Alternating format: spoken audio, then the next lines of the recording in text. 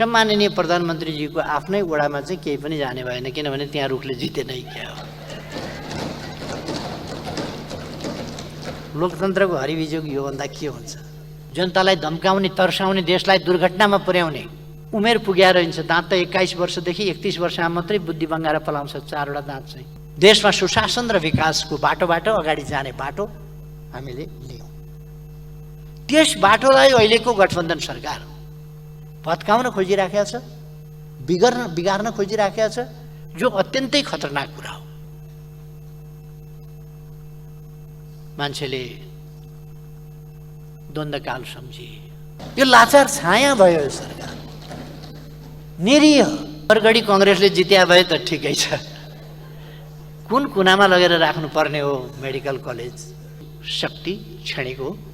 भाषणका शब्द जसरी बाणको रूपमा निस्किँदै जान्छन्, जनता थर थर काम्दै जाने स्थिति बन्यो। घिसारिकन मान्छेको हत्या गरिएका जस्ता कुराहरू मान्छेले झलझली सम्झे। दुर्घटना भनेपछि मान्छे फेरि एकपल्ट भयातुर भए। डडेलधुरामा मेडिकल कलेज जाने भएछ। कुन पालिकामा कङ्ग्रेसले जित्या छ त्यसमा जाने होला, कहाँनिर जाने हो? धन अमरगढी जित्या छ कि छैन? मैले आफ्नो सम्पूर्ण चल अचल सम्पत्ति राज्यको नाममा गरिदिएको छु। मैले के राज्यका नाममा सम्पत्ति ल्याइदिनका लागि, आफ्नो सम्पत्ति राज्यका नाममा गरिदिनका लागि भ्रष्टाचार गर्नुपर्ने कि केका लागि भ्रष्टाचार गर्नुपर्ने? ममाथि औँलो ठड्याउन भन्दा अगाडि कुनै महानुभाव निस्किनुहोस् न राज्यका नाममा सम्पत्ति हस्तान्तरण गर्ने। सम्माननीय पूर्व प्रधानमन्त्रीजीहरूलाई घुमाइ फिराइकन मलाई छेडान्नुहुन्छ। म भन्न चाहन्छु, गर्नुहोस् न त तपाईँहरू पनि राष्ट्रका नाममा, ट्रस्टका नाममा दान गरिदिनुहोस्। मैले केपी ओलीलाई मुखभरिको जवाफ दिन भए पनि गर्नुहोस् त घोषणा। ल यही संसदबाट गर्नुहोस् त। सुरवैरीहरूले युद्ध गरेर होइन, लडाइँ गरेर होइन, एउटी मन्थराले षड्यन्त्र गरेर षड्यन्त्र स्वरूप रामलाई 14 वर्ष वनवास पठायो। तर त्यहाँ शकुनी नामको एउटा पात्र थियो जसले षड्यन्त्र स्वरूप 12 वर्ष वनवास र 1 वर्ष गुप्तवासको सजाय पाण्डवहरूलाई दिलाए। हकदार उनीहरू थिए, तागत उनीहरूसँग, बल उनीहरूसँग, भीम उनीहरूसँग, अर्जुन उनीहरूसँग, गाण्डीव उनीहरूसँग, कृष्ण उनीहरूसँग, सबै चिज हुँदै पनि उनीहरू षड्यन्त्रको कारणले, शकुनीको एउटा षड्यन्त्रले वनवास गए, गुप्तवास गए।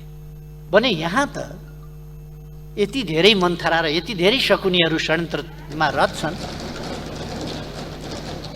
अनि वनवास न्यायिक अधिकार पनि अटल बिहारीबाट खोज्नु कुन ठुलो कुरा भयो?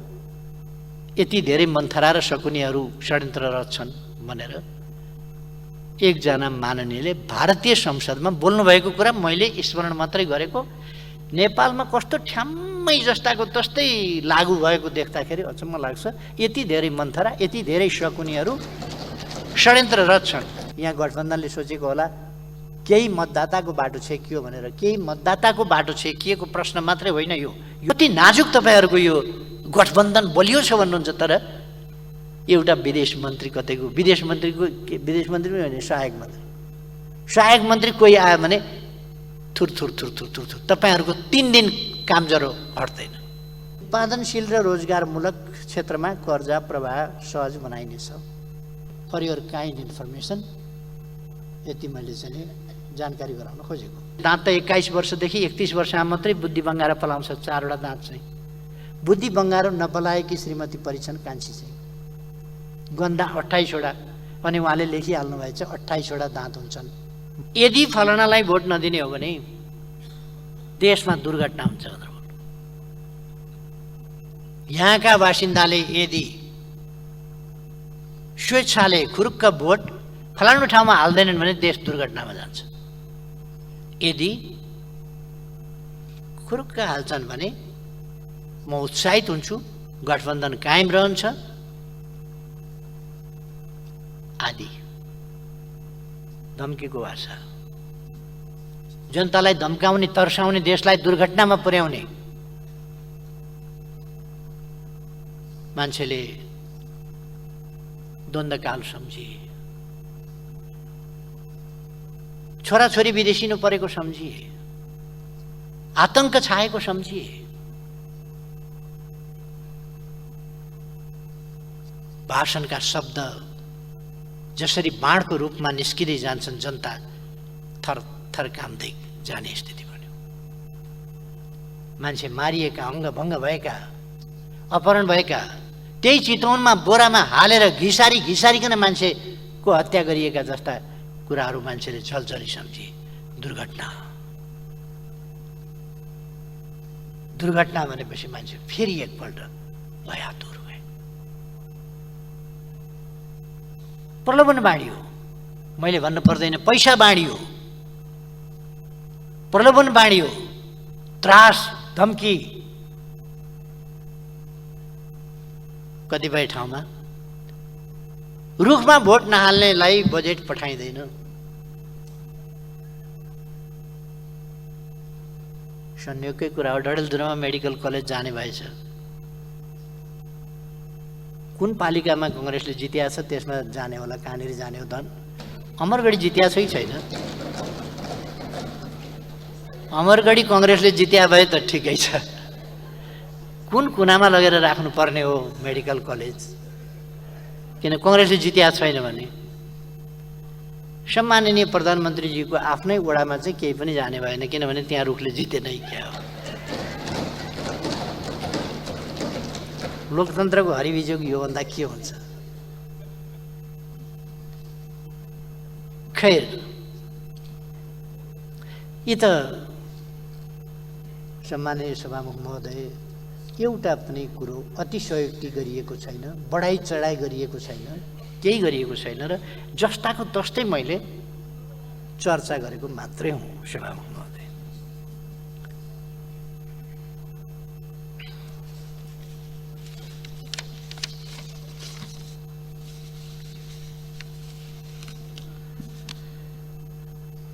राजनीतिक दलका कार्यकर्ताहरूलाई हाम्रो सम्मानित सर्वोच्च अदालतले दलबाट निर्वाचित भएर, दलको उम्मेदवार भएर, दलका कार्यकर्ता जनता खटेर निर्वाचित गरेका प्रतिनिधिहरूमाथि व्हिप जारी गर्न पाइँदैन भन्ने सम्मानित सर्वोच्च अदालत यसै देशमा आदेश जारी गर्छ। राजनीतिक दलप्रतिको आफ्नो निष्ठाअनुसार भोट हाल्न मत दिन नपाइने भन्ने दलका नेताहरूको आदेश जान्छ अर्कातिर। नेपाली कङ्ग्रेसले रुखमा भोट हाल्न नपाइने, भोट हाल्नेलाई कारबाही गर्ने आदेश फरमान जारी गर्यो। अरू पार्टीहरूले पनि त्यस्तै आदेश फरमान जारी गरे। जनतालाई समेत धम्काइयो भने कार्यकर्ताको त कुरा के भयो?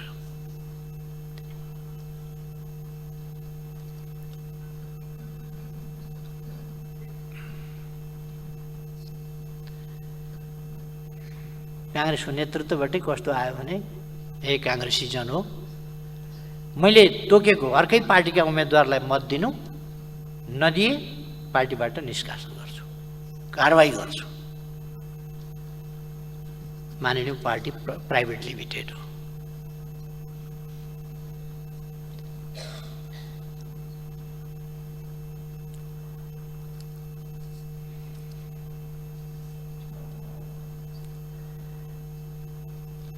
सत्ता पक्षका कार्यकर्ताहरूबाट विपक्षीलाई, आम मतदाताहरूलाई तत्काल दुःख दिने काम मात्रै होइन, भविष्य नै समाप्त पार्ने खालका धम्कीहरू दिए। ठाउँ ठाउँमा आक्रमण, कतिको ज्यान गयो, अङ्गभङ्ग भए, मैले अघि नै भनिसकेँ। प्रशासन माथिको आदेशले निरीह भएर, कर्तव्यच्युत भएर बस्न बाध्य भयो, गलत क्रियाकलाप गर्न बाध्य भयो। राष्ट्र सेवकहरूलाई हामीले निष्पक्ष ढङ्गले काम गर्न होइन, पक्षधर्ताका साथ कुकर्म गर्न, गलत ढङ्गले परिचालन गर्ने खालका क्रियाकलाप भए। ज्यादै दुःखको कुरा हो लोकतन्त्रका निम्ति।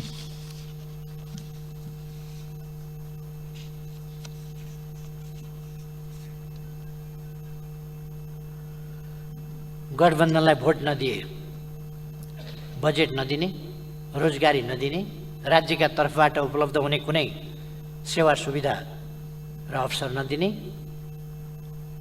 सुरक्षा पनि नदिने आदि खालका त्रासहरू व्याप्त गरिएर जनतालाई पीडा र भय निरन्तर दिने काम हो। सबै सम्भव षड्यन्त्र, सबै हस्तक्षेप, राज्य सत्ता र संयन्त्रको चरम दुरुपयोग र भयपूर्ण त्रासदीपूर्ण वातावरणका बीच गठबन्धनले खटाएको उम्मेदवारलाई सरकारी उम्मेदवार जस्तो बनाएर भोट दिन आम जनतालाई बाध्य पार्ने काम हो। यति मात्रै होइन, मतगणना लगायत निर्वाचनका सबै चरणहरूमा समेत हदैसम्मको हस्तक्षेप र धाँधली कहीँ कतै बाँकी रहेन। विलम्ब गरेको छ, मान्छेलाई स्थिर बनाएको छ, तर्साएको छ, अनि राज्य शक्ति केन्द्रित गर्दै लगेको छ, प्रेसर बढाउँदै लगेको छ र अनुकूल आफ्ना निम्तिको अनुकूल, गठबन्धनका निम्तिको अनुकूल वातावरण बनाउँदै लगेको छ। अनि आफ्नो परिणाम सुरुमा आउँदै गरेका निर्वाचनको सुरुमा अलिकति जहाँ अलिक स्वतन्त्र ढङ्गले भयो, त्यो सुरुमा आउँदै गरेका परिणाम र पछि विलम्बकारी ढङ्गले प्रकट हुँदै गएका परिणामहरू कम्पेयर गर्न हेर्न सकिन्छ। के भएको छ? पछि केन्द्रित गर्दै जाने सबै शक्तिको, सत्ताको सबैको दुरुपयोग हुँदै जाने।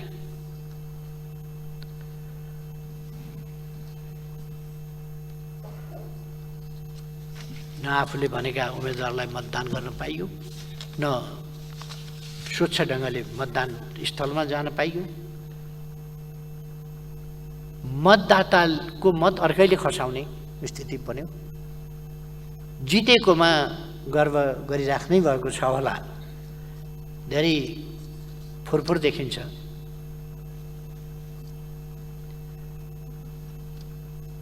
धेरै मतदाताहरूको मत चाहिँ गठबन्धनका प्रतिनिधिहरूले खसाएको, अशक्त बुढाबुढी भनिएकाहरूको निर्वाचन अधिकृतले खसाउनु पर्ने ठाउँमा कार्यकर्ताले खसाउने, यस्ता खालका देखिए।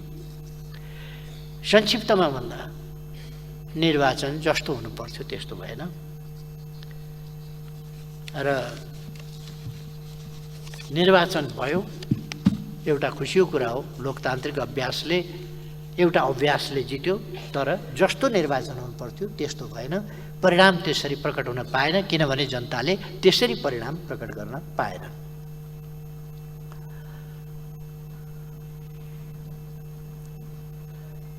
यसले यस निर्वाचनको माध्यमबाट हाम्रो संविधान, हाम्रो लोकतन्त्र, हाम्रो मानवाधिकार, मौलिक स्वतन्त्रता, हाम्रो राष्ट्रको भविष्यलाई एउटा अँध्यारो सुरुङतर्फ धकेल्ने प्रयास यस निर्वाचनको माध्यमबाट प्रकट भयो।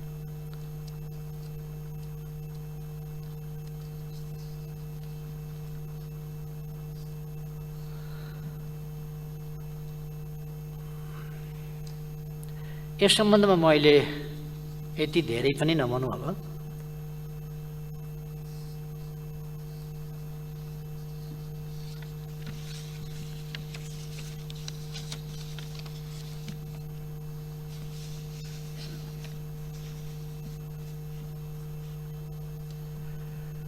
यस्तो विषम परिस्थितिमा पनि खटेर डटेर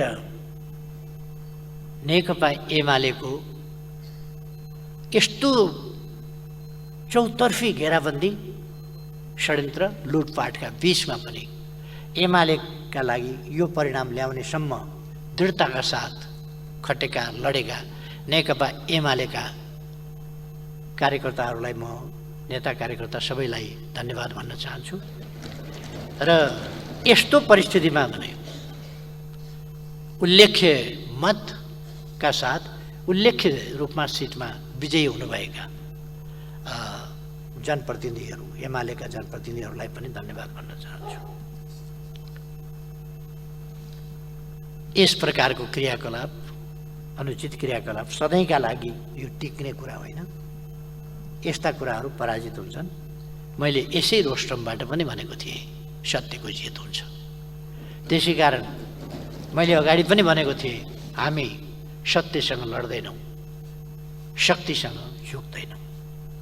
फेरि पनि गठबन्धनको होस् कि अरूको होस्, संयुक्त होस् कि एकल होस्, कुनै पनि असत्यको शक्ति छेडेको त्यससँग हामी झुक्दैनौँ। त्यसका विरुद्ध सत्यको पक्षमा उभिएर सङ्घर्ष गर्छौँ।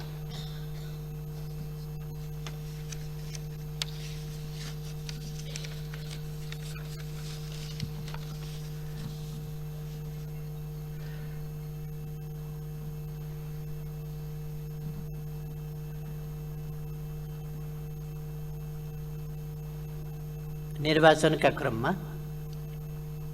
आफ्नो कर्तव्यबाट पर हटेर अपराध कर्ममा संलग्न व्यक्तिहरूमाथि कारबाही हुनुपर्छ।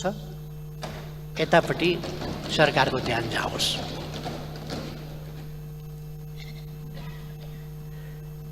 अब अलिकति म यो असन्तुलित र छद्म परराष्ट्र नीतिको सम्बन्धमा, जसले राष्ट्रिय हितमा गम्भीर आघात पुर्याएको छ, त्यसको सन्दर्भमा सभामुख महोदय, यो गठबन्धनले यस नीति कार्यक्रममा ल्याएको र त्यसभन्दा आसपासमा देखा परेका क्रियाकलापको थोरै चर्चा संक्षिप्तमा गर्न चाहन्छु। वैदेशिक मामिला सञ्चालनमा सरकारको नीति र प्रस्तुतिकरणका बारेमा त मैले केही बोल्नु पर्ला जस्तो नै लाग्दैन। सिङ्गो सदन र आम जनसमुदायले देख्नै भएको छ, महसुस गर्नै भएको छ।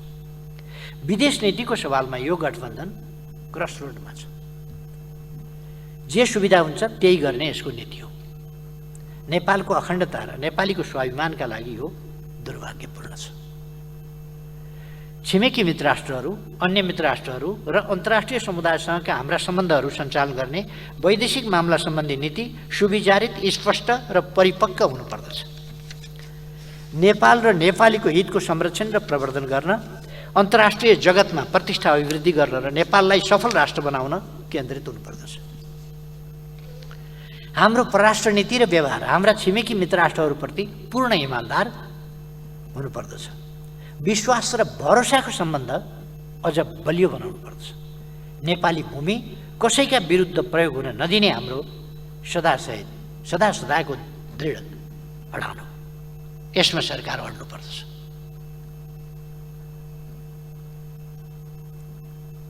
हाम्रो परराष्ट्र नीति पारस्परिक लाभ र सम्मानमा आधारित हुनुपर्दछ। स्वतन्त्र, तटस्थ, असंलग्न र निष्पक्ष हुनुपर्दछ। सार्वभौम समानताको नीति अवलम्बन गरिनुपर्दछ। वास्तविक अर्थ र मर्मका साथ आफ्नो देशको स्वाधीनता र स्वतन्त्रताको प्रयोग हुनुपर्दछ। न्याय र अन्तर्राष्ट्रिय उत्तरदायित्वलाई बिर्सनु हुँदैन। कसैको आन्तरिक मामलामा कुनै प्रकारको हस्तक्षेप हामी गर्दैनौँ र आफू पनि स्वीकार्दैनौँ। कसैको पक्ष वा विरोधमा न्यायपूर्ण तटस्थतालाई हामीले छोड्न हुँदैन। यस गठबन्धनले वैदेशिक मामिला सञ्चालन गर्दा सिङ्गो राष्ट्रको प्रतिनिधित्व गर्न सकेको छैन। राष्ट्रको अखण्डता र स्वाधीनताको संरक्षण गर्ने आँट अहिलेको गठबन्धन सरकारसँग छैन। यसको अलिकति तपसिलमा म पछि व्याख्यामा जान्छु। राष्ट्रको अखण्डता र स्वाधीनताको संरक्षण गर्ने आँट यसमा छैन। यसले त केवल गठबन्धनको प्रतिनिधित्व गरेका छ र गठबन्धनको सत्ता स्वार्थ र गठबन्धनको संरक्षणको मात्रै यसलाई ध्यान छ।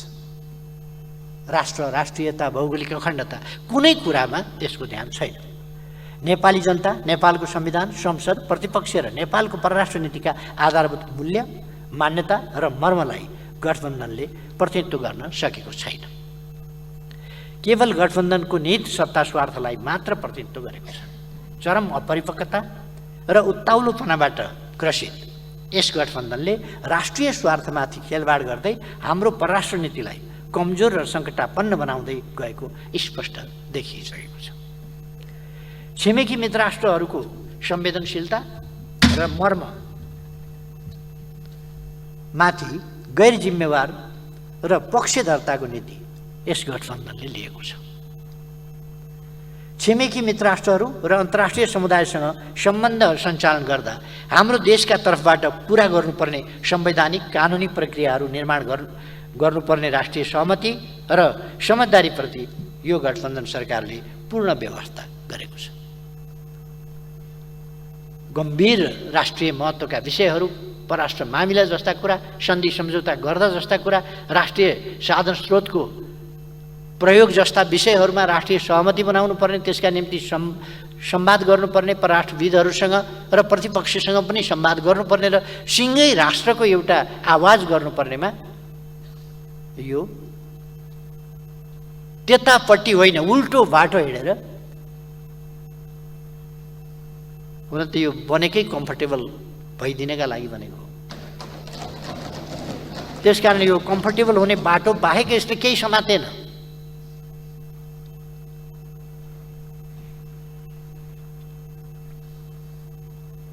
छिमेकी मित्र राष्ट्रहरूको संवेदनशीलता र मर्ममाथि गैर जिम्मेवार र पक्षधरताको नीति यस गठबन्धनले लिएको छ। छिमेकी मित्र राष्ट्रहरू र अन्तर्राष्ट्रिय समुदायसँग सम्बन्ध सञ्चालन गर्दा हाम्रो देशका तर्फबाट पुरा गर्नुपर्ने संवैधानिक कानुनी प्रक्रियाहरू निर्माण गर्नुपर्ने राष्ट्रिय सहमति र समझदारीप्रति यो गठबन्धन सरकारले पूर्ण व्यवस्था गरेको छ।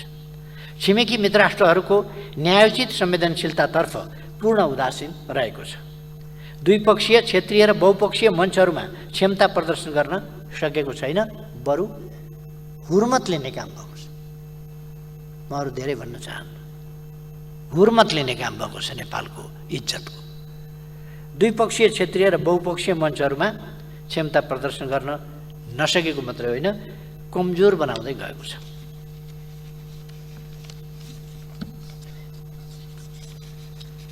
हाम्रो परराष्ट्र नीतिलाई असन्तुलित, आवेगपूर्ण र गठबन्धनको सत्ता स्वार्थमा सङ्कुचित बनाएको छ।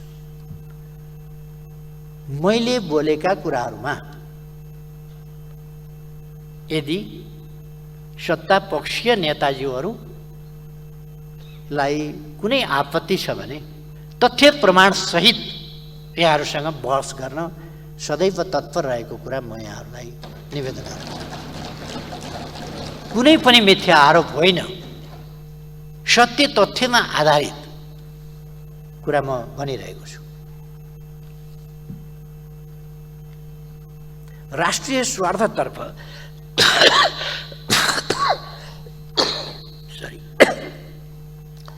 राष्ट्रिय स्वार्थतर्फ यस गठबन्धनलाई कुनै मतलब छैन। सुरुका हाम्रा कमजोरीले पछि छिमेकी मित्र राष्ट्रहरू र विश्व समुदायसँगको सम्बन्धमा असमझदारी बढ्न सक्छ, त्यता पनि यसको एका छैन। नेपाली कङ्ग्रेस जहिले जहिले सरकारमा पुग्छ, प्राकृतिक स्रोत साधनको उपयोग सम्बन्धी आयोजनाहरूमा स्वेच्छाचारी ढङ्गले राष्ट्र र जनतालाई बिर्सेर आफूलाई सर्वेसर्वा ठानेर एकतर्फी निर्णयमा जान खोज्छ। यो इतिहास हो। बुढी गण्डकीको विषय, अरुण चौथोको विषयमा सिङ्गो राष्ट्र, राज्य संयन्त्र, सम्मानित संसद र प्रतिपक्ष बेखबर छ। यदि मात्र होइन, विदेशी कूटनीतिज्ञहरू, मन्त्रीहरू, प्रतिनिधिहरूको भ्रमणलाई न्यूनतम कूटनीतिक मर्यादा र अन्तर्राष्ट्रिय मान्यता अनुकूल बनाउन यो सरकार सक्दैन, चाहँदैन, लाचार छ। यो लाचार छाया भयो। यो सरकार निरीह स्कटिङ दिएर एउटा सहायक मन्त्री आउँदा गुम्बामा कहाँ अनि कस्तो छिमेक सम्बन्धप्रतिको हाम्रो इमान्दारिता हुन्छ कि हुँदैन? अनि हाम्रो संविधानले भनेको तटस्थ, हाम्रो संविधानले भनेको आफ्नो राष्ट्रिय स्वतन्त्रता र स्वतन्त्र परराष्ट्र नीति, आन्तरिक नीति तय गर्ने हाम्रो क्षमता, कुनै पनि राष्ट्रका कहाँ जाने, कहाँ जान नदिने, कहाँ घुम्ने, कहाँ घुम्न नजाने अस्ति लिमी भ्याली जाँदाखेरि मैले सरकारको इजाजत लिएर गएँ। म देशको पूर्व प्रधानमन्त्री, बहालवाला सांसद, प्रमुख प्रतिपक्षी दलको नेता, मैले आफ्नै देशभित्र पनि इजाजत लिएर, प्रशासनसँग इजाजत लिएर म लिमा जस्तो हुम्लाको दुर्गम ठाउँमा जाँदा, आफ्नै नेपालको बस्तीभित्र जाँदा मैले इजाजत लिएर जानु पर्यो। अनि विदेशी मन्त्री आएर इजाजत लिनुपर्छ कि पर्दैन? इजाजत लिनुपर्छ भने किन इजाजत दिनुभयो? कसरी इजाजत दिनुभयो? कसको पक्षमा इजाजत दिनुभयो? कसको विपक्षमा इजाजत दिनुभयो? छिमेक सम्बन्धका संवेदनशीलताहरूलाई बुझ्नु भएको छ कि छैन? अहिलेको सरकारले बुझ्छ कि बुझ्दैन? गठबन्धनले बुझ्छ कि बुझ्दैन? अनि कति लाचारी, सत्ता कति प्यारो, बातै पछि सत्ता फुत्किहाल्छ, उम्किहाल्छ। कस्तो अचम्मको, कति नाजुक तपाईँहरूको यो गठबन्धन बलियो छ भन्नुहुन्छ। तर एउटा विदेश मन्त्री कतैको, विदेश मन्त्री पनि होइन, सहायक मन्त्री कोही आयो भने थुर थुर थुर थुर थुर थुर, तपाईँहरूको 3 दिन काम जरो हट्दैन। अनि कसरी आफ्नो स्वाधीनताको तपाईँहरू रक्षा गर्नुहुन्छ?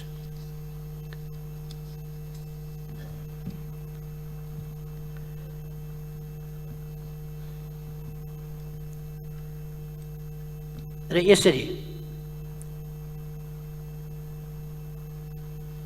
यसबाट उत्पन्न हुन सक्ने असन्तुलन र त्यसबाट विकसित हुन सक्ने संशयबाट नेपाल र नेपालीले बेहोर्नु पर्ने परिणामप्रति यो सरकार जिम्मेवार छैन, देखिएन। म भन्न चाहन्छु गठबन्धन सरकार हाम्रो परराष्ट्र नीतिको असंलग्नता, न्यायोचित तटस्थता, निष्पक्षता र स्वतन्त्रतामाथि प्रहार नगरियोस्।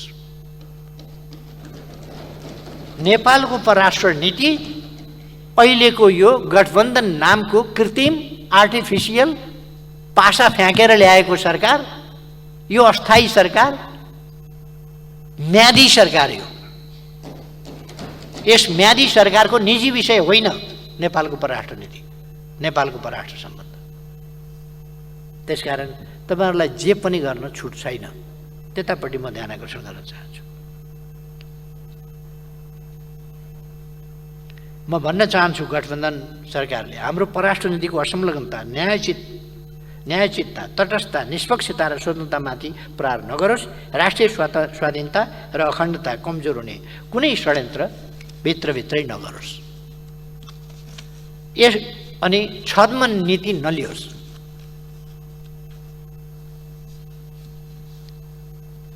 एकातिर हामी एकचिन नीतिमा नेपाल छ भन्छौँ। सम्माननीय प्रधानमन्त्रीज्यू, मैले उठाएका प्रश्नहरूको यहाँको जवाफ आउनुपर्छ। नेपाल एकचिन नीतिमा छ कि छैन? नेपाल हाम्रा छिमेकीहरूसँग छद्म मुखले एउटा कुरो, व्यवहारमा अर्को कुरो होइन, वास्तविक अर्थमा ट्रान्सपरेन्ट ढङ्गले सन्तुलित, एकअर्कामा नखेल्ने, एउटा कार्ड अर्काको विरुद्ध प्रयोग नगर्ने र आफ्नो भूमि प्रयोग गर्न नदिने, यस नीतिमा अडिग छ कि छैन? र वास्तवमा हामी हाम्रो परराष्ट्र नीतिको सम्बन्धमा म जवाफको क्रममा यो नीति कार्यक्रममा त लुते, कस्तो कहाँसम्म सीमा छ भन्ने पनि थाहा छैन। के हो विषय, के हो कुरो, के हो समस्या, के हो पनि थाहा छैन। बोल्न सकेका छैन। यस्तो छ। कमसेकम सम्माननीय प्रधानमन्त्रीज्यूबाट जवाफमा यो स्पष्टता साथ आओस् र यस गरिमामय सदनलाई स्पष्ट शब्दमा जवाफ चाहियो। सभामुख महोदय,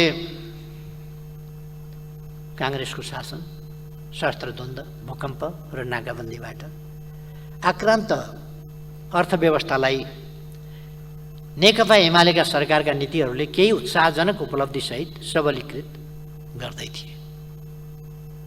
अहिले यो गठबन्धनी सरकारले अर्थतन्त्रलाई तहस नहस बनाएको छ, यो दुनियाँलाई थाहा छ। मूल्य वृद्धि हकासिएको छ, बेरोजगारी बढेको छ, व्यापार घाटा चुलिएको छ, वैदेशिक मुद्राको सञ्चिति अर्थतन्त्रलाई धरापमा पार्ने, औषधि तथा स्वास्थ्य उपकरण, खाद्यान्न, निर्माण सामग्री, शैक्षिक सामग्री लगायतका अत्यावश्यक सामग्रीहरूको आयातमा गम्भीर प्रतिकूल असर पर्ने गरी कम भएको छ। यस गठबन्धनी सरकारले अर्थतन्त्रलाई सङ्कटापन्न बनाएको छ। अर्थतन्त्र सञ्चालनका सम्बन्धमा गठबन्धन सरकारको अराजक व्यवहारको कारणले मौद्रिक तरलताको समस्याले गम्भीर रूप लिएको छ। लगानीको क्षेत्र समस्याग्रस्त भएको छ। बचतको स्थिति यस्तो छ कि विकास निर्माणका कामको ठेक्का लिएका ठेकदारहरूले काम सम्पन्न गरेर भुक्तानी माग्न आउँदा भुक्तानी दिन सक्ने अवस्था छैन। राष्ट्रिय बचत र वैदेशिक मुद्राको सञ्चितिको गलत, असन्तुलित र गैर जिम्मेवार प्रयोग गर्नुका साथै वैदेशिक ऋणको अपचलन गरेर अर्थतन्त्रमा अहिले देखिएको लाज ढाक्ने प्रयास गरेका छ।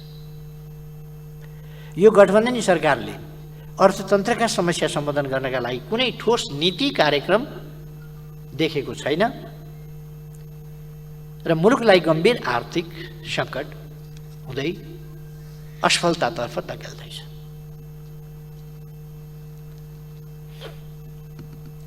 जनतालाई चर्को मूल्य वृद्धिको मारमा पारेको छ। धेरै पर जानु परेन, मैले अहिले समय पनि छैन मसँग, धेरै टाढा जानु परेन कि उदाहरणका लागि हरेक वस्तुको मूल्यलाई प्रभावित गर्ने पेट्रोलियम पदार्थको मूल्य 15-15 दिनमा अन्तर्राष्ट्रिय बजारमा आएको मूल्य अनुसार समायोजन गर्न पर्ने मूल्य समायोजनको नीतिको सट्टा यसै महिनाको पहिलो हप्ता 2 पल्ट 10 रुपियाँका दरले वृद्धि गरिन्छ। एक हप्तामा, 1 गते र 9 गते, एक हप्ताभित्र 2 पल्ट मूल्य वृद्धि गरिन्छ। 15 दिनमा समायोजन गर्ने नीति कहाँ हो? यो त जनतालाई धोका दिएको के भने 30 गते भोट खसाइन्जेलसम्म चुप लागेर बस्ने, भोट खसाएको भोलिपल्ट मूल्य वृद्धिको डन्डाले चाहिँ हात दिने जनतालाई,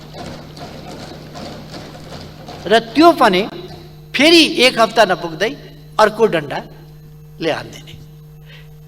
प्रति लिटर पेट्रोलियम पदार्थमा 20 रुपियाँ मूल्य हप्तामा वृद्धि भएपछि त्यसको हरेक वस्तुमा, त्यो त ढुवानीमा असर पर्ने भयो, त्यसको सम्पूर्ण कुरामा असर पर्ने भयो नि। हरेक वस्तुको मूल्य वृद्धि तदनुसार नै हुने भयो।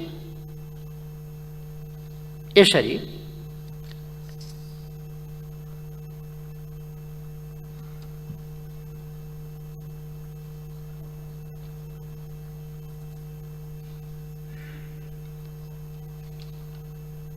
यो मूल्य वृद्धिको प्रवृत्ति चाहिँ अभूतपूर्व रहेको छ। यसको पछाडि यो मूल्य वृद्धिको सन्दर्भमा पनि यसले कीर्तिमान कायम गरेको छ, अहिले नकारात्मक कीर्तिमान। यसको कारणको पछाडि पनि म पछि आउनेछु।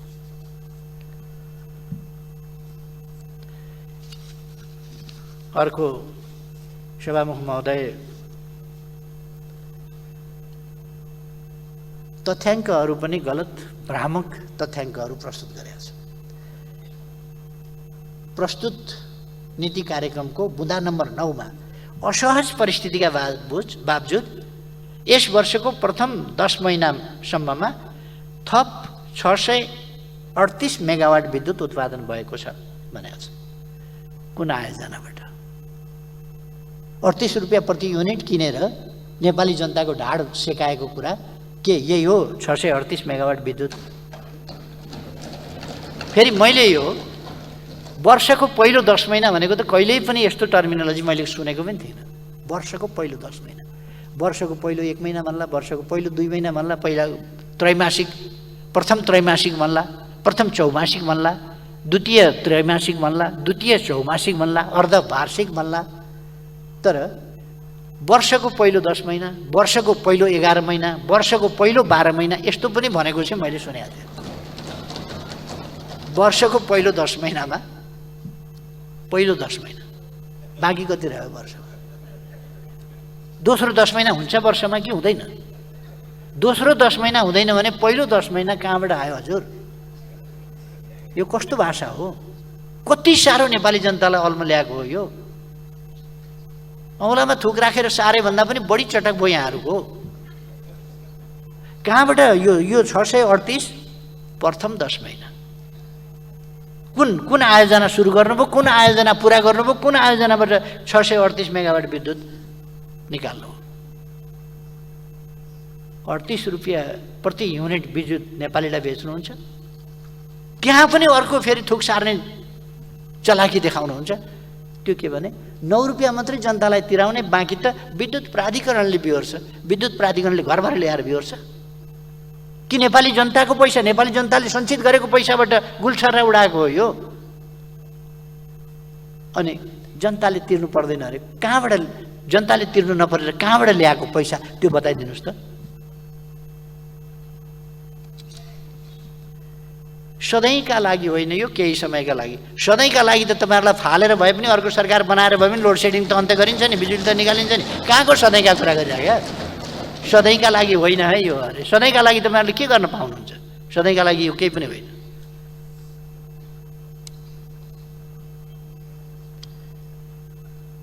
अब कुन आयोजना यस वर्ष सुरु भएर 10 महिनामा सम्पन्न भयो? यस्तै छन् तथ्याङ्कहरू। मैले खालि एउटा नमुना मात्रै।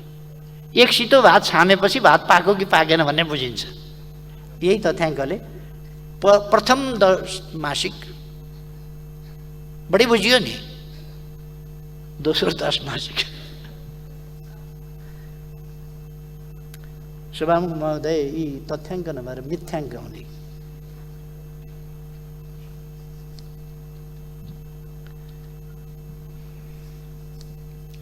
यिनीहरूको कुनै बेस लाइन पनि छैन, कुनै कम्प्लिसन पिरियड पनि छैन, के पनि छैन। यो एकदम हावा कुराहरू, नीति कार्यक्रम जस्तो गहन दस्तावेज। सरकारको नीति कार्यक्रम, सम्मानित राष्ट्रपतिज्यूबाट प्रस्तुत गर्ने नीति कार्यक्रम यस्ता दस्तावेज ल्याइएको छ।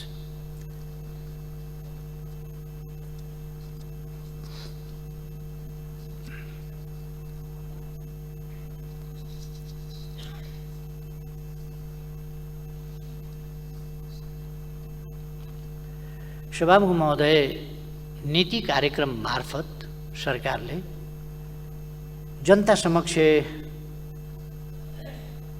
आफ्नो राष्ट्रिय सङ्कल्प राख्छ।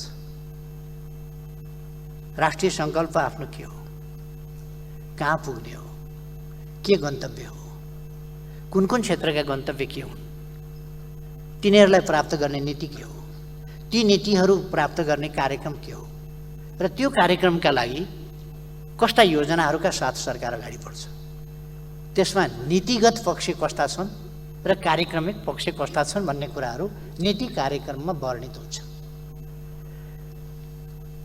राज्य सञ्चालनको बृहत्तर स्वरूप त्यसले प्रस्तुत गर्छ। कसरी राज्य सरकार सञ्चालन कसरी गर्छ, राजनीति कसरी सञ्चालन गर्छ, भ्रष्टाचार नियन्त्रण कसरी गर्छ, समाजमा रहेका असङ्गत विसङ्गत र न्यूनताहरूलाई कसरी समाधान दिन्छ, यस्ता कुराहरू नीति कार्यक्रममा स्पष्ट ढङ्गले, योजनाबद्ध ढङ्गले र सुविचारी ढङ्गले प्रस्तुत गरिएका हुन्छ। सरकार के हो भन्ने सरकारको चरित्र त्यसमा प्रतिबिम्बित गर्छ, आफ्ना गन्तव्यहरू देखाउँछ। आफ्नो राजनीति, अर्थनीति, विदेश मामिला सञ्चालन सम्बन्धी नीति,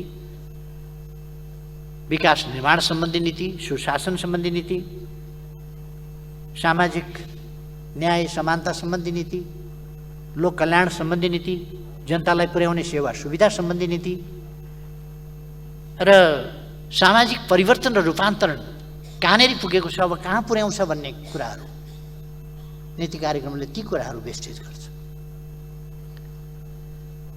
त्यसरी वार्षिक नीति कार्यक्रम घोषणा गरिएको हुन्छ। अर्थतन्त्रका विभिन्न आयामहरूमा उत्पादनको, उत्पादकत्वको वृद्धि, भौतिक पूर्वाधारको निर्माण कसरी गर्ने, सामाजिक पूर्वाधारको निर्माण कसरी गर्ने, तिनीहरूको सुधार, बचत, राष्ट्रिय पुँजी निर्माण कसरी गर्ने, आत्मनिर्भरतातर्फ कसरी लाने, वैदेशिक परनिर्भरता कसरी घटाउने, व्यापार सन्तुलन कसरी कायम गर्ने जस्ता विषयहरू तय गरेको हुन्छ। शिक्षा, स्वास्थ्य, खानेपानी, सरसफाइ क्षेत्रमा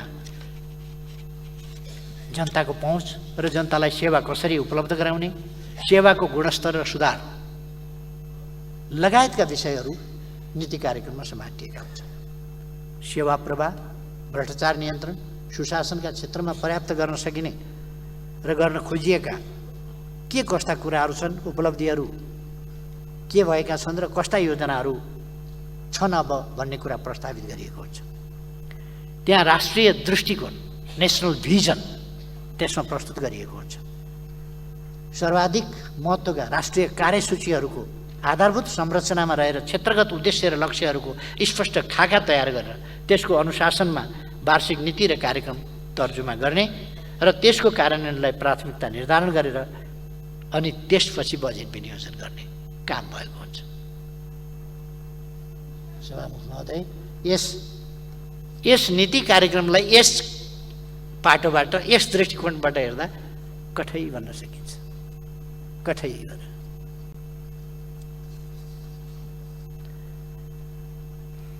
म निकै उत्साहपूर्वक पर्खेर बसेको थिएँ परमादेशबाट जन्मिएको गठबन्धनी सरकारको वार्षिक नीति तथा कार्यक्रम सुन्नका लागि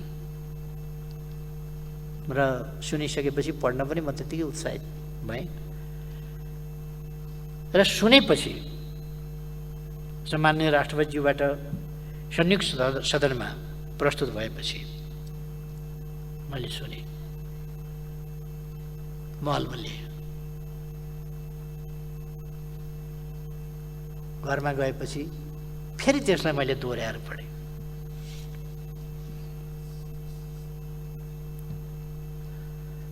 हाम्रा पूर्व पश्चिम राजमार्गहरू, रणनीतिक राजमार्गहरू, उत्तर दक्षिणका करिडोर राजमार्गहरूलाई 4 लेनमा विस्तार गर्ने, आधुनिक डिजाइनका सुरुङ मार्गहरू निर्माण गर्ने, सबै स्थानीय तहका सदरमुकाम र वडा केन्द्रसम्म पक्की सडक निर्माण गर्ने नीति तथा कार्यक्रम एमालेको सरकारले अघि सार्दा असम्भव, दिवा स्वप्न र उल्टो विकासका नीति बनिएको थियो हिजो।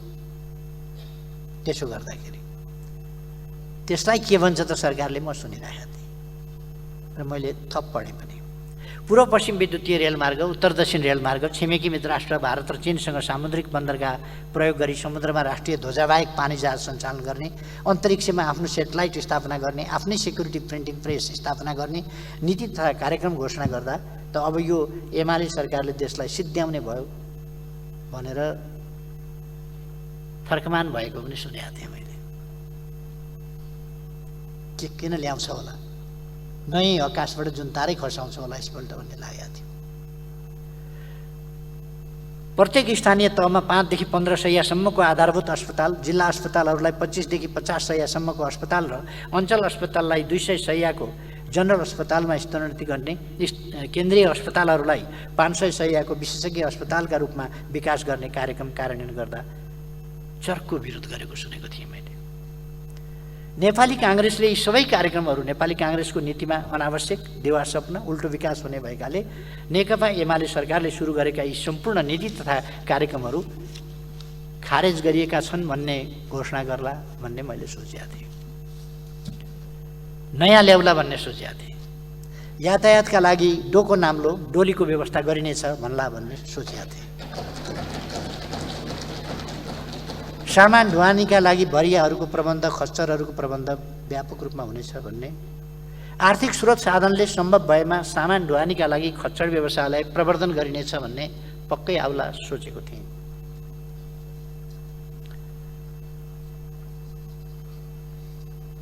यस्तो कार्यक्रमहरू आउला भनेर सुनेर बस्या त केही पनि छैन बा। उही हिजोकै कुराहरू दोहोऱ्याएको छ फेरि, खुरु जेलले धारे हात लाएर शराब पिएको थियो, जुन कारणले सरकार नहटाइ नभएको थियो। ती नै कुराहरू फेरि खुरखुरु ल्याएको छ। मैले त यसो विचार गरेको थिएँ, सबै औद्योगिक ग्रामहरू बन्द गर्ने, विशेष आर्थिक क्षेत्रहरू र स्टार्टअप फन्डको व्यवस्थाहरू खारेज गर्ने, प्रधानमन्त्री कृषि आधुनिकीकरण परियोजना लगायतका कार्यक्रमहरू रद्द गर्ने घोषणा हुने हो कि।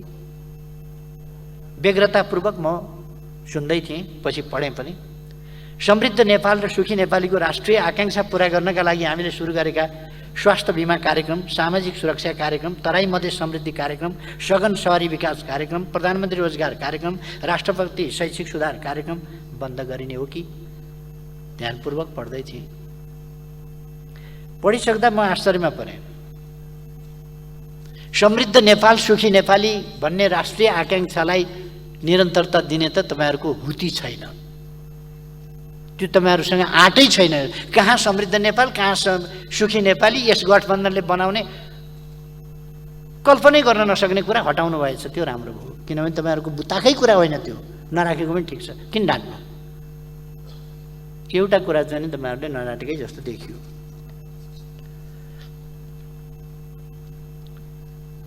पढिसक्दाखेरि म आश्चर्यमा परेँ। नीति कार्यक्रममा त नेपाल र नेपालीलाई केन्द्रमा राखेर नेकपा एमालेको सरकारले अघि सारेका सुरु गरेका नीति कार्यक्रमहरू नै देखिन्छन्। फेरि केही आएको छ भने त त्यही आएको छ,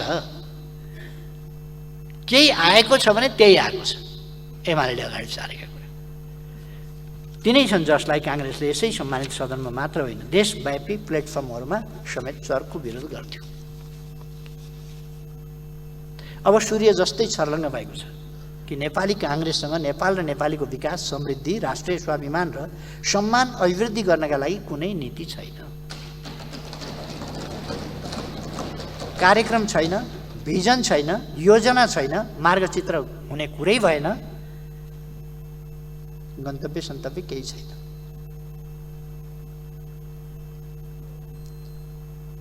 यति मात्र होइन, काङ्ग्रेससँग नेकपा एमालेले अघि बढाएका नीति तथा कार्यक्रमहरूलाई हटाउने आँट पनि छैन। फेरि विरोध गरिन्जाल गर्ने, तर हटाउने आँट पनि छैन।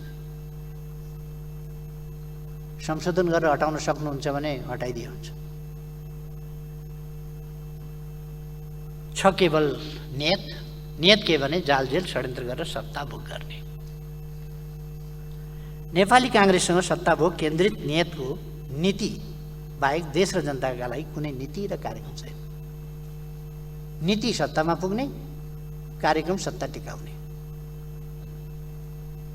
त्यसका लागि जे पूर्वाधारहरू तयार गर्नुपर्छ गर्ने। यस नीति कार्यक्रमले त्यही प्रमाणित गरेको छ।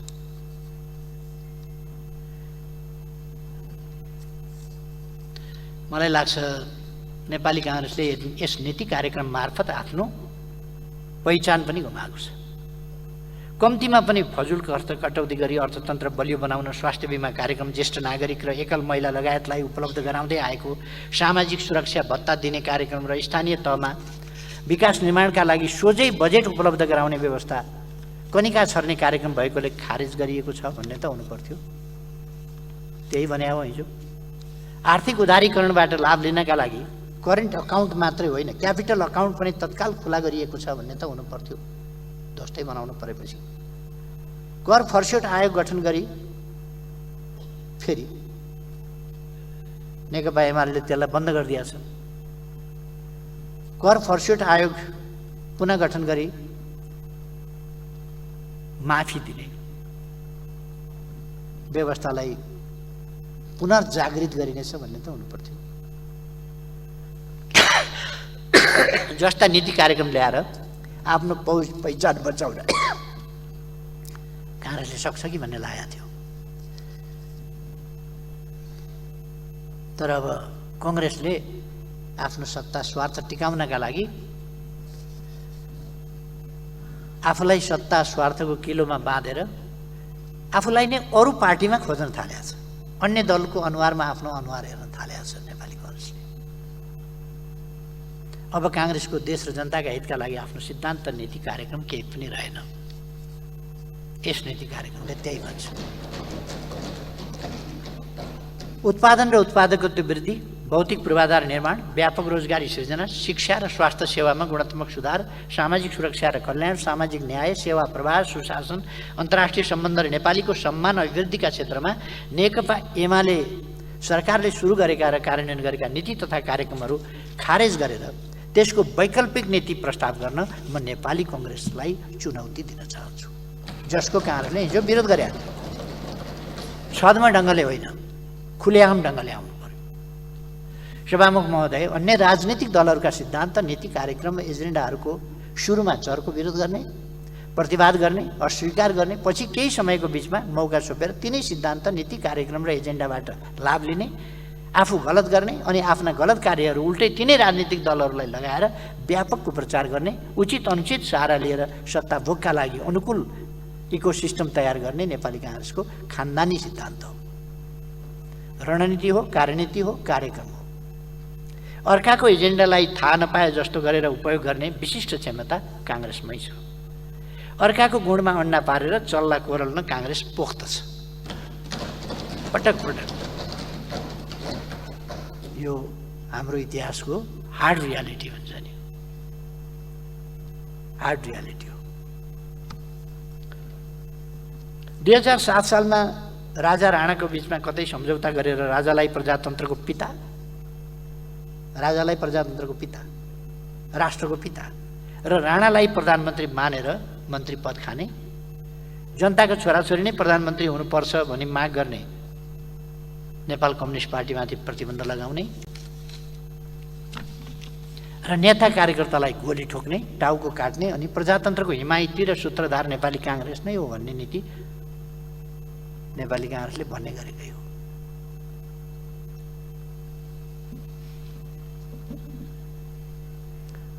संविधान सभाको निर्वाचन छोडेर राजाले दिएको सर्वाधिकार मात्र होइन, अवशिष्ट अधिकार निरपेक्ष रूपमा राजामै रहेको संविधान मान्ने, राजाले गराएको संसदीय निर्वाचन स्वीकार गर्ने, आफ्नो प्रचण्ड बहुमत 74 सिट भएको संसदलाई राजाले विघटन गर्दा 4 सिट भएको, त्यति बेला 4 सिट भएको कम्युनिस्ट पार्टीले विघटित संसद नै पुनर्स्थापना हुनुपर्छ भनेर माग गर्दा त्यसमा पनि सहमत नहुने र सहकार्य गर्न नमान्ने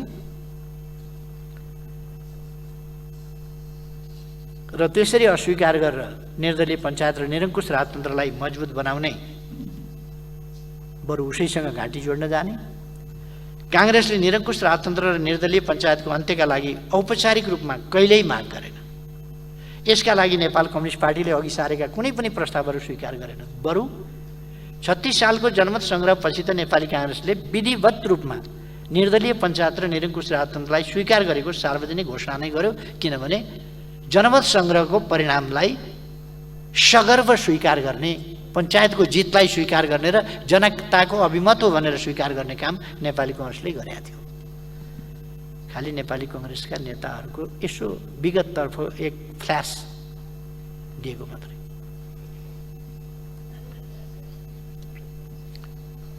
अनि नेपाली काङ्ग्रेसले आफूलाई बहुदलीय संसदीय व्यवस्थाको आमा भन्न चाहिँ छोड्दैन, फेरि आमा नै भन्छ आफूलाई।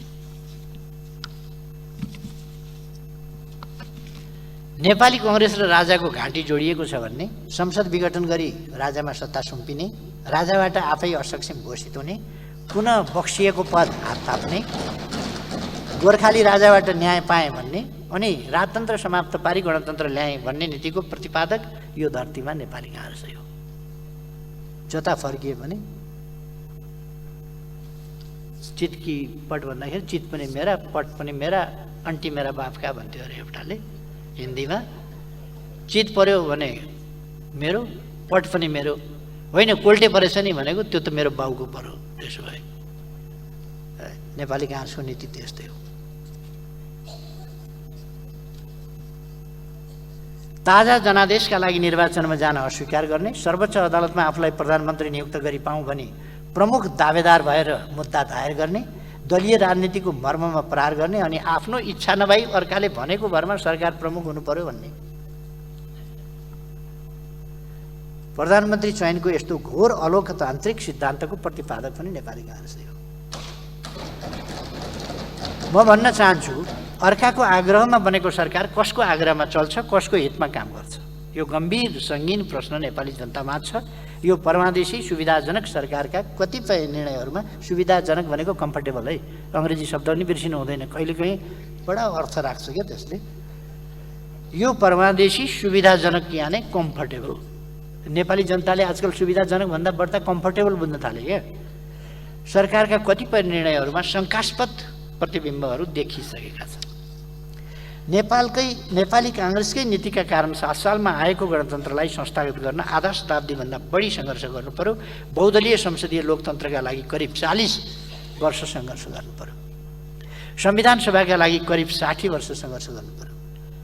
कतिले प्राण उत्सर्ग गर्नु पर्यो, कतिले जेलनेलको कठोर यातना भोग्नु पर्यो, कतिको जीवन बर्बाद भयो। यही 60-70 वर्षको अवधिमा विश्वका सबै देशहरूले विकासमा फड्को मारे। हामी नेपाली गरिब, अभाव, विपन्नता, बेरोजगारीको दुष्चक्रमा फस्यौँ, वञ्चितीकरणमा पर्यौँ। यदि नेपाली काङ्ग्रेसको असक्षमता र गलत नीति नभएको भए नेपाल र नेपालीको अवस्था र सम्मान आज विश्वमा एउटा उचाइमा पुगेको हुने थियो।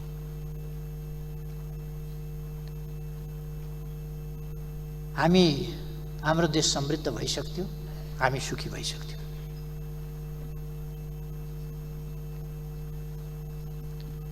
यस नीति कार्यक्रमले चर्को आवाजमा यसपल्ट भन्यो, काङ्ग्रेसको नीतिबाट देश बन्दैन, जनताले सुख पाउँदैनन्, काङ्ग्रेसले यस्ता काम गर्न सक्दैन। यसपल्टको नीति कार्यक्रमले झन् बढी चर्को ढङ्गले भन्यो,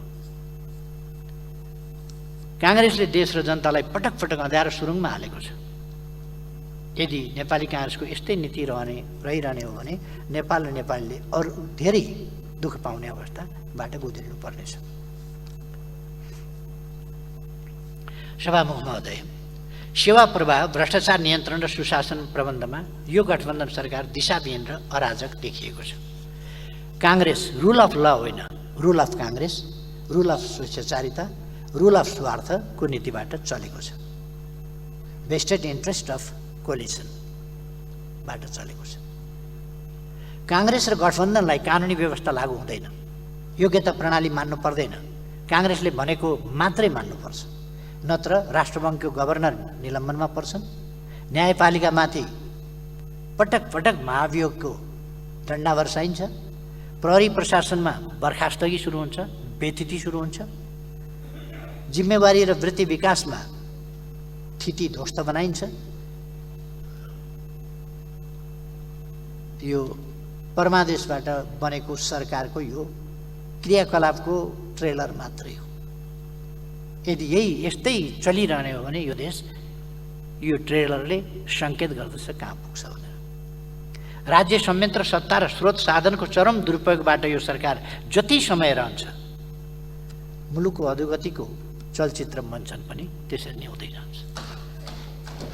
गठबन्धन सरकारको नीति र कार्यक्रमको अक्षर जे भए पनि मर्मना भावना यसैतर्फ केन्द्रित छ।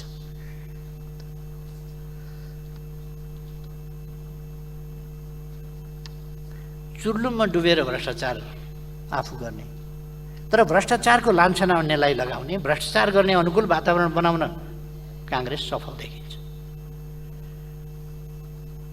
बडा चर्चा गरेर सुनिन्छ वाइड बडी काण्ड। छानबिन गर्नुहोस् न वाइड बडी काण्ड। कसले सम्झौता गर्यो, कसले भुक्तानी गर्यो, कसले भुक्तानीको सुरु गर्यो, अन्तिम किस्ता त जो भए पनि दिनु पर्ला नि त। 33 किलो सुनकाण्ड अगाडि भइसकेको सुनकाण्डको मैले छानबिन गराएको हुँ। त्यसकारण 33 किलो सुनकाण्ड बडा चर्चा। उल्टै अघिल्लो सरकारको समयमा भएका सुनकाण्डहरूका पाल टालिएपछि र सुनका भरियाहरू र सुनका कारोबारीहरू गिरफ्तार हुन थालेपछि अनि बालुवाटार जग्गा काण्ड, यस्तै काण्डहरूका चाङमा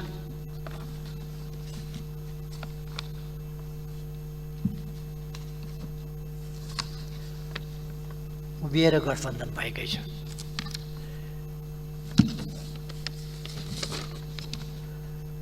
तिथि, मिति, नाम, थर, ठेगाना र अभिलेखबाट कसले के गरेको भन्ने भइहाल्छ। को कसको निर्णयबाट कहिले के भएको छ त्यसको हिसाब किताब लेखाजोखा गर्ने समय आउला नै। धेरै समय लाग्दैन, जनताले हिसाब खोज्नेछन्। एक दिन सबै हिसाब राज्यलाई बुझाउनुपर्छ, त्यो मेरो विश्वास छ। म चुनौती दिएर भन्न चाहन्छु, म माथि पनि थुप्रै लान्छना छन्, लान्छना लगाइएको छ बलजफ्ती। अस्ति एउटा टेलिभिजन अन्तर्वार्तामा एउटा पत्रकारले सोध्दै गरे, मैले देखेँ, केपी ओलीसँग 2 खरब रुपैयाँ छ भन्ने सुनिन्छ, के हो भनेर। ती तथाकथित विद्वानले केपी ओलीलाई पनि आफू जस्तै ठाने रहेछन्। मुस्कुराउँदै बडो गम्भीर भावमा उनले मुस्कुराउँदै भने, त्यति त होइन, म जहाँसम्म यकिन छु 20 देखि 40 अरब रुपियाँ चाहिँ केपी ओलीसँग नगदै छ। पत्रकारले खुसियालीपूर्ण ढङ्गले सोध्यो, कहाँ होला त्यो पैसा? रिजर्भ ब्याङ्कमा। उनले बडो यकिन साथ भने, रिजर्भ ब्याङ्कमा। आज यस सम्मानित संसदको रोस्टमबाट म भन्दैछु, तीनै व्यक्तिका नाममा रिजर्भ ब्याङ्कले पनि सुनोस् मेरो कुरा, रिजर्भ ब्याङ्कमा मेरो जति 100 करोड जति अरब छ सबै तीनै व्यक्तिका नाममा सारिदियोस्। अर्को, मेरो बारेमा भ्रष्टाचारका चर्चा गर्ने नेताजीहरू, प्रधानमन्त्रीज्यू, पूर्व प्रधानमन्त्रीज्यू, मन्त्रीज्यूहरू र मान्यज्यूहरू लगायत अरू सबैलाई पनि म चुनौती दिन चाहन्छु। मैले आफ्नो सम्पूर्ण चल अचल सम्पत्ति राज्यको नाममा गरिदिएको छु। मैले के राज्यका नाममा सम्पत्ति ल्याइदिनका लागि, आफ्नो सम्पत्ति राज्यका नाममा गरिदिनका लागि भ्रष्टाचार गर्नुपर्ने कि केका लागि भ्रष्टाचार गर्नुपर्ने? मैले मेरो र मेरो श्रीमतीका नामको सम्पूर्ण चल अचल सम्पत्ति राज्यका नाममा गरेको छु। म माथि औँलो ठड्याउन भन्दा अगाडि कुनै महानुभाव निस्किनुहोस् न राज्यका नाममा सम्पत्ति हस्तान्तरण गर्ने। हस्तान्तरण गर्ने कोही निस्किनुहोस् न। मैले केपी ओलीलाई मुखभरिको जवाफ दिने भए पनि गर्नुहोस् त घोषणा, ल यही संसदबाट गर्नुहोस् त सुरवैरीहरूले। म सम्माननीय पूर्व प्रधानमन्त्रीजीहरूलाई घुमाइ फिराइकन मलाई छेडान्नुहुन्छ। म भन्न चाहन्छु, गर्नुहोस् न त तपाईँहरू पनि राष्ट्रका नाममा, ट्रस्टका नाममा दान गरिदिनुहोस्। मेरो चल अचल सम्पत्ति कहीँ पनि भएको र मैले सम्पत्तिमा लोभ गर्नुपर्ने, अर्काका नाममा राखेर अर्कालाई सम्पत्ति खुवाएर मैले आफू बदनाम हुनुपर्ने कुनै कारण छैन र म आफ्नो सम्पत्ति राज्यलाई दिने मान्छेले अर्कालाई सम्पत्ति खुवाउने कुरा आउँदैन। आफू नखानेले अर्कालाई किन खुवाउँछ?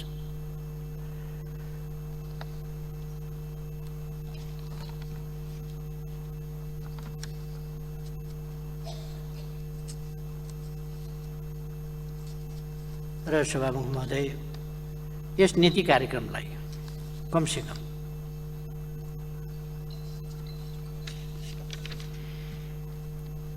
नीति कार्यक्रम भनेर मान्न सकिने अवस्था छैन। यो गठबन्धनले देशलाई चाहिएको आज के हो भन्दा, देशलाई चाहिएको युनिटी हो। एकताबद्ध भएर एकपल्ट यस देशमा जातीय पहिचानको राजनीतिका नाममा, जातीय नाममा, क्षेत्रीय नाममा, धार्मिक नाममा, अनेक नाममा नेपाली जनतालाई परस्परमा घृणा फिजाउन खोजियो, भिडन्तमा लगाउन खोजियो, विभिन्न ढङ्गले जनतालाई विद्वेषको राजनीति गर्न सिकाइयो र देशलाई चिराचिरा पार्न खोजियो। त्यसका विरुद्ध हामी लड्यौँ, राजनीतिक दलहरू लडे, नेपाली जनता लड्यौँ र नेपाल राष्ट्रलाई सामाजिक विद्वेषमा आधारित विखण्डनतिर होइन, अनेकतातिर होइन, सामाजिक सद्भाव, सामाजिक सहयोग, सहकार्य, सहअस्तित्व, सामाजिक सद्भाव, मेल, एकता, पारस्परिक सहयोग, यसमा आधारित भएर राष्ट्रिय एकता बनाउँदै त्यस एकताले समग्र राष्ट्रिय विकास, देशमा सुशासन र विकासको बाटोबाट अगाडि जाने बाटो हामीले लियौँ। त्यस बाटोलाई अहिलेको गठबन्धन सरकार भत्काउन खोजिराखेको छ, बिगार्न खोजिराखेको छ, जो अत्यन्तै खतरनाक कुरा हो। आज आवश्यक छ हामीले रोजेको प्रणाली नै प्रतिस्पर्धात्मक बहुदलीय प्रणाली हो। त्यसकारण यहाँ बहुदल हुन्छ, प्रतिस्पर्धा हुन्छ, तर त्यो प्रतिस्पर्धा स्वस्थ प्रतिस्पर्धा हुनुपर्दछ। अस्वस्थ घृणाको मारामारको प्रतिस्पर्धा, प्रतिपक्ष बिनाको तपाईहरुले लोकतन्त्र खोजेको, प्रतिपक्ष बिनाको तपाईहरुले गठबन्धन खोजेको, गठबन्धन एकलौटी गठबन्धन, प्रतिपक्ष त माटो चटाइने, धुलो चटाइने, ध्वस्त पारिने, पत्तासाप पारिने, बढारिने, टर्च बालेर खोज्दा नभेटिने, दिउँसै पनि टर्च बालेर खोज्दा भेटिँदैन रे, त्यहाँ पुर्याउने प्रतिपक्ष भनेपछि प्रतिपक्ष विहीन कस्तो डेमोक्रेसी तपाईहरुले खोजेको हो। त्यसकारण हामी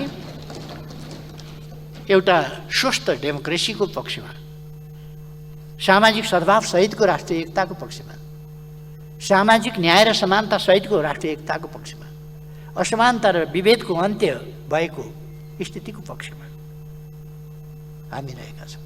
त्यसैका लागि प्रयास गरिरहेका छौँ र म खबरदारी गर्न चाहन्छु, गठबन्धनले राष्ट्रिय विद्वेष, द्वन्द्व, घृणा र त्यसमार्फत अनेकता र विकासका प्रयासहरूलाई छताछुल्ल पार्ने नीति लिएको छ, जो प्रतिकूल नीति हो, देशका लागि गलत हो।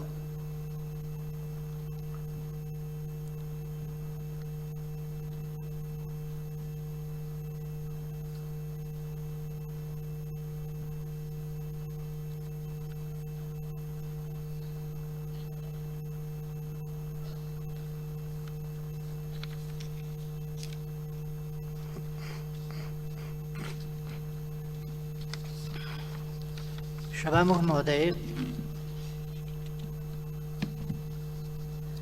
अलिकति म यो ठ्याक्कै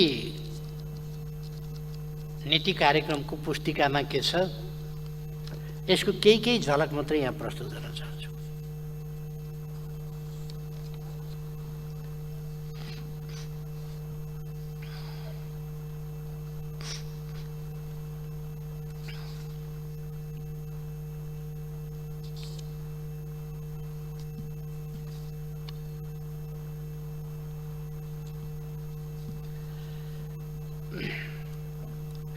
सभामुख महोदय, हुन त नेपाली कांग्रेसका नेताहरूले भाषणै गरेको सुनियो, सबैले कान खोलेर सुने हुन्छ।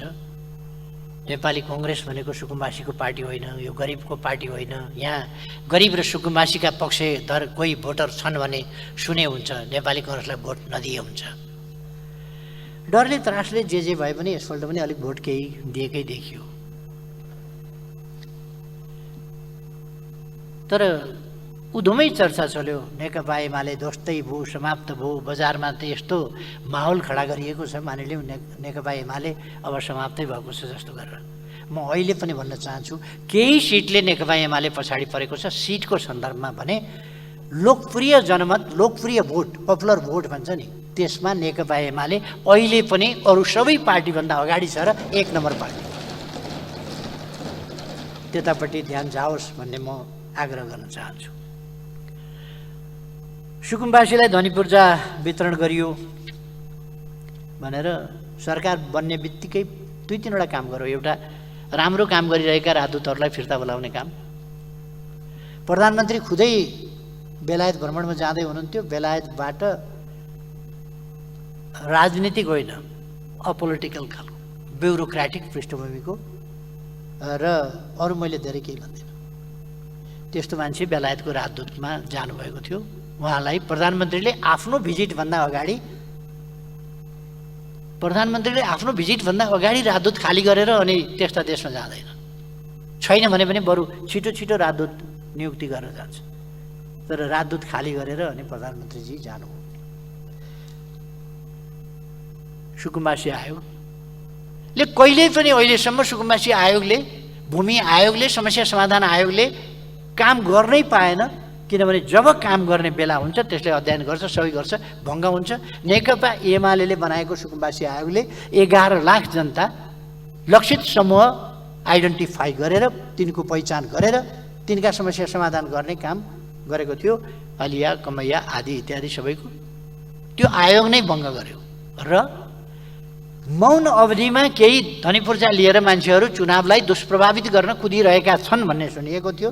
त्यही होला, मौन अवधिभन्दा अगाडि कतै बाँडिएको सुनिएन।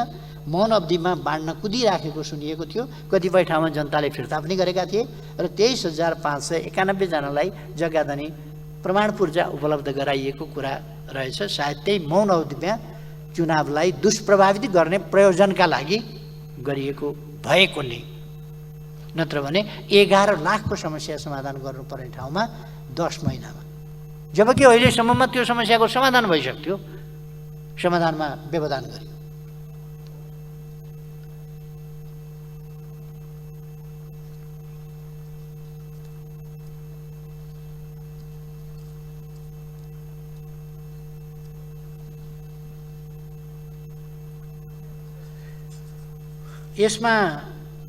यस दस्तावेजमा धेरै मान्छेले बुद्धि एक ठाउँ लगाएको थुपारेको देखिन्छ। किन शब्दहरू चाहिँ एकैजना मान्छेले सुरु अथवा एउटा टिमले सुरु तयार गरे जस्तो देखिँदैन। धेरै मान्छेले एउटाले एउटा शब्द राख्यो, अर्काले अर्को शब्द राख्यो, अर्काले अर्को शब्द लाग्यो। धेरै विद्वानहरूले जाने जति शब्दहरू चाहिँ यसमा थुपारेको जस्तो देखिन्छ, जसको कुनै अर्थ निस्किँदैन वाक्यमा परिणत गर्दा। शब्द संयोजन गरेर वाक्यमा त्यसलाई परिणत गर्दाखेरि त्यो वाक्य पुरा पढ्दाखेरि कसैको पनि यहाँ देख्न सकिँदैन।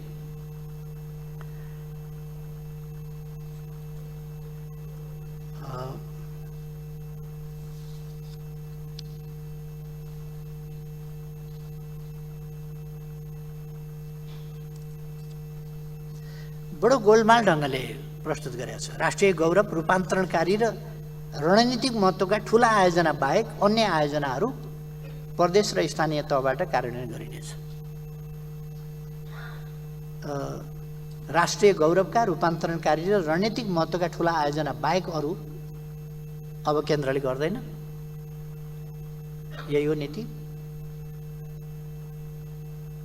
खालि मैले प्रश्न मात्रै गरेँ।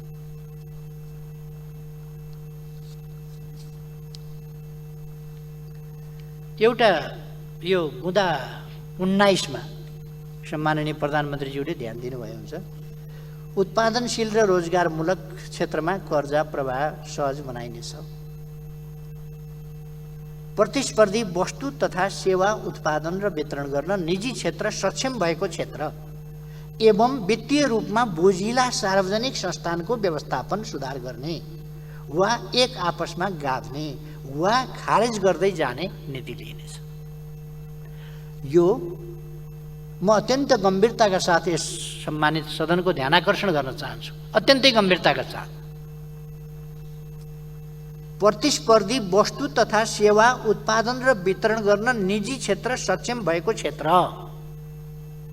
निजी क्षेत्र कुनै काम गर्न सक्छ, कुन भन्दा प्रतिस्पर्धी वस्तु तथा सेवा उत्पादन र वितरण गर्न निजी क्षेत्र सक्षम भएको क्षेत्र। एउटा ध्यान दिनुहोस्। एवं वित्तीय रूपमा बोझिला सार्वजनिक संस्थानको व्यवस्थापन सुधार गर्ने भनिएको मात्रै हो। यो व्यवस्थापन सुधार गर्ने वा छ त्यसपछि एक आपसमा गाभ्ने, यो पनि भनिएको मात्रै हो। वा अब आउँछ खाटी कुरो, खारिज गर्दै जाने। यसभित्र के छ भने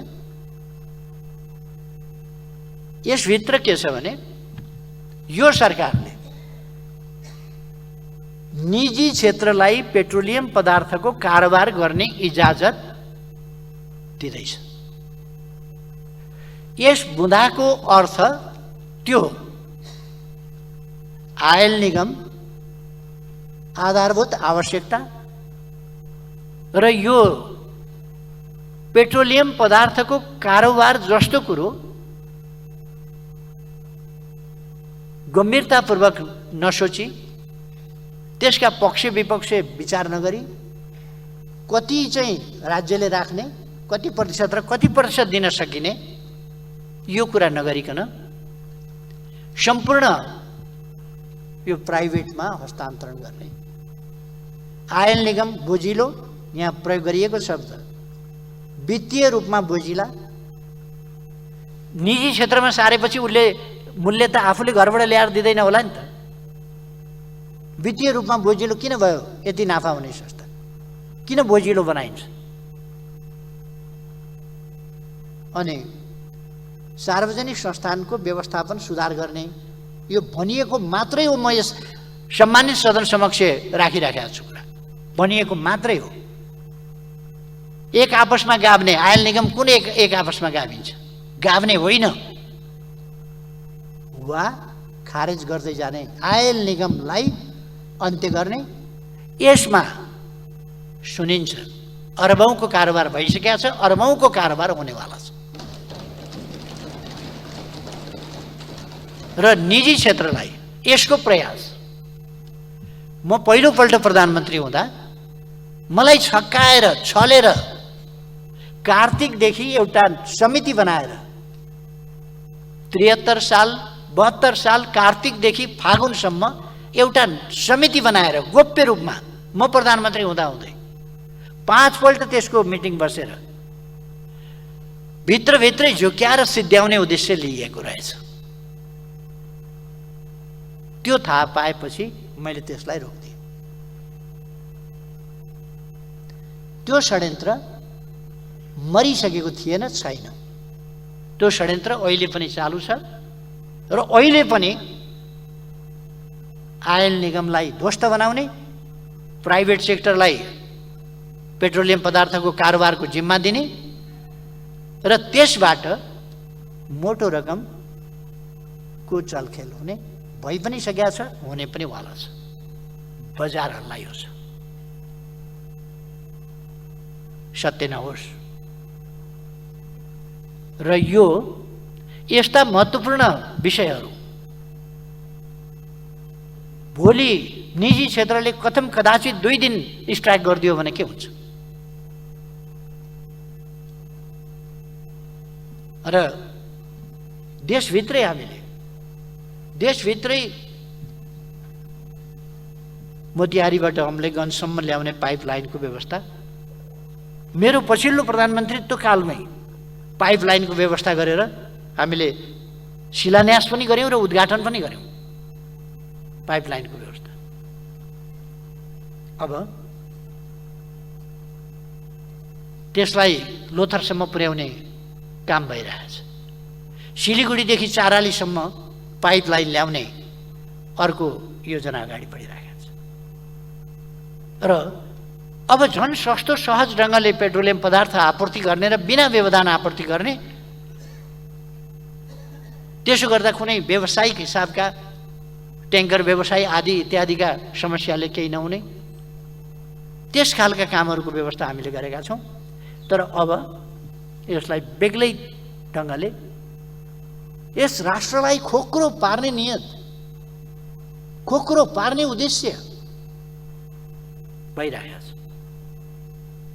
म यस गरिमामय सदनमा यो राख्न चाहन्छु र यस मार्फत नेपाली जनतालाई पनि सजग रहनमा आग्रह गर्न चाहन्छु।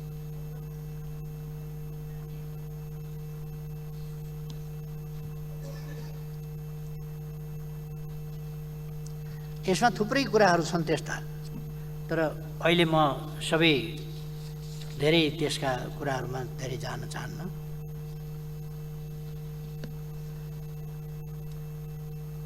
पशुपन्छीमा हुने गम्भीर प्रकृतिका महामारी नियन्त्रण गरिनेछ, स्वदेशमै भ्याक्सिन उत्पादन गर्ने नीति लिइनेछ भनेर रहेछ। अहिले नेपालमा रानीखेत, अरू खोरेत आदि विभिन्न रोगहरू निको पार्नका लागि आफै नेपालमै प्राइभेट सेक्टरबाट भ्याक्सिन उत्पादन भइरहेको छ र नेपालको भ्याक्सिन नेपालका पशुपक्षीहरूलाई लगाएर चीन, अमेरिका जस्ता देशहरूमा निर्यात पनि भइरहेको छ। यही काठमाडौँको नजिकै बनेपाको नालामा भ्याक्सिन कारखाना त्यहाँ स्थापना भएको छ र राम्रो मात्रामा त्यहाँ उत्पादन पनि भइरहेको छ। र मैले भने अहिले रानीखेत जस्ता अथवा बलु जस्ता अथवा खोरेत जस्ता अथवा अरू भ्यागुते रोग जस्ता अनेकको खोप यहाँ नेपालमै उत्पादन भएको भ्याक्सिनबाट दिइन्छ र पशुपन्छीहरूमा त्यो चाहिँ पशुपन्छीहरूको सुरक्षाका लागि राम्रो प्रबन्ध भएको छ। त्यो विदेश पनि निर्यात हुने गरेको छ। यो कुरो सरकारलाई थाहा छैन र उत्पादन गर्ने नीति लिने मात्रै कुरा भन्छ। अहिले नै भ्याक्सिन हामी कहाँ उत्पादन भइरहेको छ र हामीले प्रयोग गरिरहेका छौँ र निर्यात समेत गरिरहेका छौँ। सरकारको फर योर काइन्ड इन्फर्मेसन यति मैले चाहिँ जानकारी गराउन खोजेको। भनेपछि यो नीति कार्यक्रम कसरी लेखिएको छ भन्दाखेरि